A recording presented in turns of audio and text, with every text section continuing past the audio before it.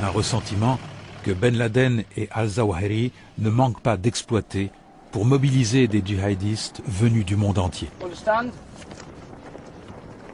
Les Américains renversent le sanguinaire Saddam Hussein, mais ils mettent l'Irak à feu et à sang, sans réussir pour autant à imposer une réelle démocratie.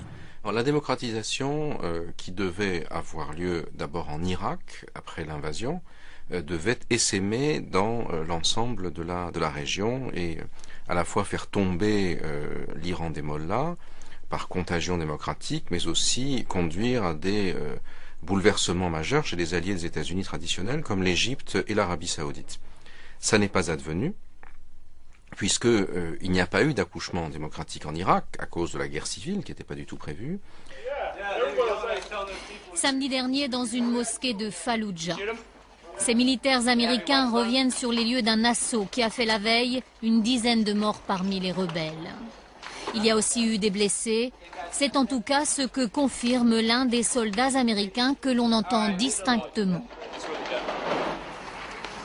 Il y a des blessés, ils n'ont pas encore été récupérés. Le caméraman se rapproche de deux premiers corps. Il s'y attarde alors que s'engage une conversation entre deux soldats américains. Il fait semblant d'être mort. Il respire, il fait semblant d'être mort.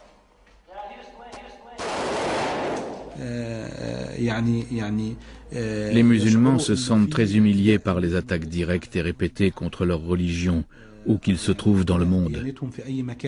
La guerre que l'Amérique prétend avoir lancée contre le terrorisme islamiste leur apparaît d'une certaine manière comme une guerre totale contre l'islam. Cette politique erronée ne fait que renforcer le radicalisme et l'audience des mouvements islamistes qui prônent la haine de l'Occident.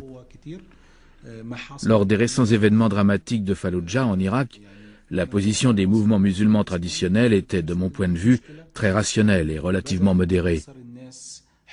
L'effet néfaste de ces débordements et de ces provocations finira par étouffer toute voix modérée ou rationnelle au sein de l'islam, comme si l'administration américaine voulait forcer les sociétés musulmanes à s'aligner derrière la politique nihiliste d'Oussama Ben Laden. L'intervention des États-Unis en Irak réveille une vieille rivalité entre les sunnites et les chiites majoritaires. Une guerre civile s'ajoute à une guerre contre l'occupant américain.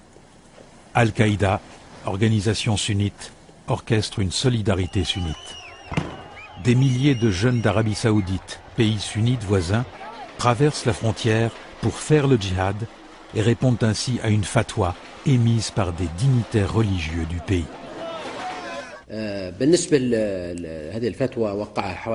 Cette fatwa fut signée par environ 26 oulémas et professeurs d'université. Elle visait deux points essentiels. Tout d'abord, nous pensions qu'il était absolument légitime, selon les lois internationales, que le peuple irakien puisse résister à l'occupation américaine par tous les moyens.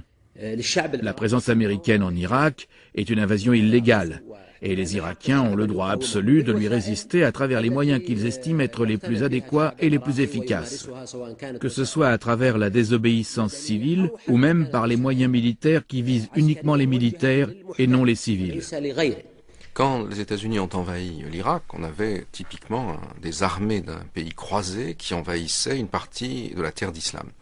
Et Al-Qaïda a vu là sa grande chance de mobiliser à travers le monde et de sortir de son ghetto de groupes terroristes sectaires et d'avoir véritablement un terrain d'expérimentation par excellence. Ils croyaient qu'ils allaient pouvoir mobiliser le monde musulman tout entier dans un djihad dont ils seraient les protagonistes. En fait, en Irak, plus que des Américains ou leurs alliés, ce sont d'autres musulmans, des chiites, qu'ils ont tués. Et ce qu'ils espéraient être le djihad, le combat sacré pour l'islam, s'est transformé dans ce qu'on appelle dans le monde musulman la fitna, c'est-à-dire la guerre à l'intérieur de l'islam, la sédition confessionnelle, qui a brisé les rangs de la communauté et qui a eu pour conséquence que finalement même les meilleurs alliés d'Al-Qaïda en Irak, c'est-à-dire les sunnites locaux, se sont dissociés d'eux. Et pour Al-Qaïda, paradoxalement, l'Irak dont ils attendaient tout, l'invasion de l'Irak dont ils pensaient que ce serait leur grand succès, a été, à mon sens, l'arrêt de mort de l'organisation dans sa capacité à mobiliser les masses.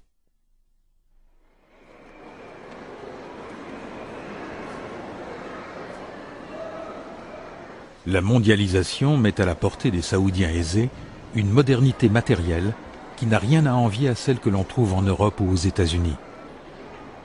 Mais dans ce pays contrôlé par les wahhabites, la globalisation des biens matériels ne va pas de pair avec celle des mœurs ou des idées. L'islam rigoriste subi par les femmes ne tolère aucune contestation.